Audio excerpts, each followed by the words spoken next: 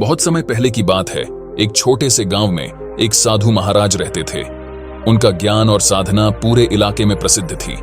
दूर दूर से लोग उनके पास आते थे, उनसे आशीर्वाद और ज्ञान प्राप्त करते थे।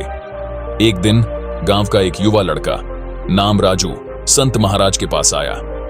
राजू को गुस्सा बहुत आता था और उसकी यही आदत उसके जीवन में कई समस्याएं पैदा कर रही थी। उसे अपने गुस्से पर नियंत्रण नहीं था और वह छोटी छोटी बातों पर भी बहुत उग्र हो जाता था। राजू ने संत महाराज से कहा, महाराज, मैं अपने गुस्से को वश में करना चाहता हूं, लेकिन मैं बार बार असफल हो जाता हूं। कृपया मुझे कोई उपाय बताइए। संत महाराज ने ध्यान से उसकी बात सुनी और मुस्कुराते हुए कहा, तुम्हें एक कार्य करना होगा।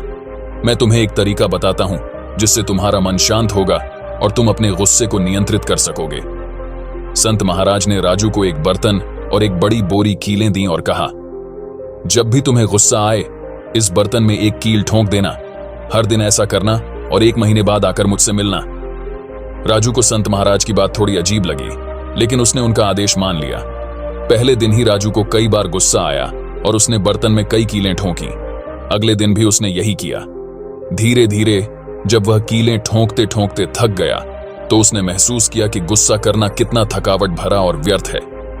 1 महीने बाद राजू फिर से संत महाराज के पास पहुंचा।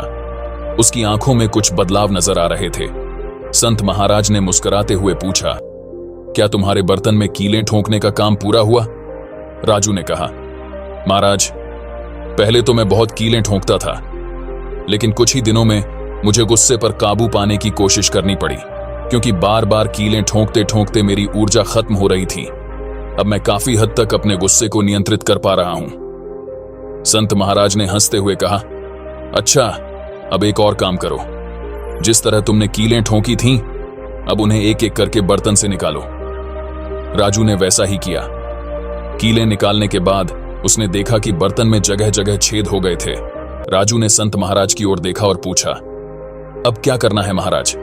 संत महाराज ने गंभीरता से कहा, यह बर्तन तुम्हारे मन का प्रतीक है। जब भी तुम गुस्से में होते हो और कुछ कठोर शब्द बोलते हो या गलत काम करते हो तो वह तुम्हारे मन पर गहरी छाप छोड़ देता है। उन छापों को मिटाना आसान नहीं होता, जैसे इन छेदों को भरना मुश्किल है। इसलिए हर बार गुस्सा करने से पहले सोचो कि क्या यह वाकई जरूरी है। गुस्से से न केवल तुम दूसरों को चोट पहुंचाते हो, बल्कि अपने मन को भी घायल कर लेते हो। राजू ने संत महाराज की बात को ध्यान से सुना और समझ गया कि मन को वश में करना कितना महत्वपूर्ण है। वह समझ गया कि गुस्से पर काबू पाकर ही वह अपने जीवन में शांति और सुख प्राप्त कर सकता है। उस दिन से राजू ने प्रण लिया कि वह अपने गुस्से पर काबू रखेगा और अपने मन को शांत रखने की कोशिश करेगा। उसने ध्यान और योग का अभ्यास शुरू किया और धीरे धीरे उसने अपने मन को वश में करना सीख लिया। समय के साथ राजू का जीवन सुखमय हो गया। वह गांव के अन्य लोगों के लिए भी प्रेरणा का स्रोत बन गया। लोग उससे सीखने आते और वह उन्हें संत महाराज की सीख सुनाता। राजू ने संत महाराज की शिक्षा को अपने जीवन में पूरी तरह से अपना लिया था। अब वह केवल गुस्से को नियंत्रित करने तक सीमित नहीं था, बल्कि उसने अपने मन की ओर भी कई अन्य भावनाओं पर नियंत्रण प्राप्त करना शुरू कर दिया। वह जान गया था कि केवल गुस्सा ही नहीं, बल्कि भय, लालच, ईर्ष्या और अन्य नकारात्मक भावनाएं भी मन को कमजोर बनाती हैं। हर सुबह राजू जल्दी उठता, नदी के किनारे जाकर ध्यान करता और संत महाराज की दी हुई शिक्षा पर मनन करता। वह अपने मन की गहराइयों में उतरने लगा और धीरे धीरे उसे समझ में आने लगा कि सच्चा सुख और शांति मन की स्थिति पर निर्भर करते हैं, बाहरी परिस्थितियों पर नहीं। गांव के लोग राजू के इस परिवर्तन को देखकर हैरान थे। जो राजू पहले छोटी छोटी बातों पर गुस्सा करता था, वही अब इतना शांत, विनम्र और संतुलित हो गया था। लोग उससे पूछते, राजू, तुमने यह परिवर्तन कैसे किया? हमें भी बताओ, ताकि हम भी अपने जीवन में शांति प्राप्त कर सकें। राजू ने एक दिन गांव के लोगों को बुलाया और कहा, संत महाराज की शिक्षा और ध्यान के माध्यम से मैंने यह सीखा है कि मन की स्थिति ही हमारे जीवन की दिशा निर्धारित करती है। अगर हम अपने मन को नियंत्रित कर सकते हैं तो हम किसी भी परिस्थिति में सुख और शांति प्राप्त कर सकते हैं। उसने गांव वालों को ध्यान की महत्ता समझाई और उन्हें सिखाया कि किस तरह से वे अपने मन को शांत कर सकते हैं। उसने बताया कि ध्यान करने से मन में विचारों की धारा धीमी हो जाती है और व्यक्ति अपने भीतर की शांति को महसूस कर सकता है। ध्यान केवल एक अभ्यास नहीं है, बल्कि यह जीवन जीने की एक कला है। राजू की बातें गांव वालों के दिल को छू गईं। उन्होंने भी ध्यान और आत्मनिरीक्षण का अभ्यास शुरू किया। धीरे धीरे पूरे गांव में एक सकारात्मक बदलाव देखने को मिला।